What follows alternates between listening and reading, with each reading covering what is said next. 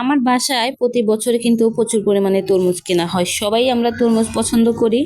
এত এত তরমুজ যে কিনেছে কখনো কিন্তু এরকম পচা তরমুজ বের হয় নাই। তো আজকে হচ্ছে একটা পরিচিত দোকান থেকে আনছে, তো এরকম বের হয়েছে। তরমুজটা কেটেও দেয় নাই, বলছে ভালোভাবে নিয়ে যান, তাইলে বুঝে নেবা। এখন কি এই তরমুজ নিয়ে যাওয়া যাবে? এটা নিয়ে তো আর যাওয়া যাইতেছে না। তো যাই হোক, ওই যে শুনতাম যে পরিচিত মানুষও পেলাম না, ব্যবসাও করলাম না। আসলে পরিচিত মানুষের সাথে বিশ্বাসঘাতকতা কিন্তু বেশি করা যায়। তো যাই হোক, তরমুজগুলো চিপতেছে, এই কারণে এটার পানিগুলো বের করে দিতেছি। শহরে যারা থাকেন তারা তো জানেন যে আমাদের ময়লা ফেলা কতটা কষ্টে। গ্রামে কিন্তু আশেপাশে ময়লাটা ফিক্কা মেরে ফেলে দিলে হয়ে যায়, আর এখানে তো তা না। এমনও সময় হয় যে ময়লা যারা নেয় তারা কিন্তু 4 দিন 5 দিনও আসে না। তো তার ওই জন্য আর কি কষ্ট হয়।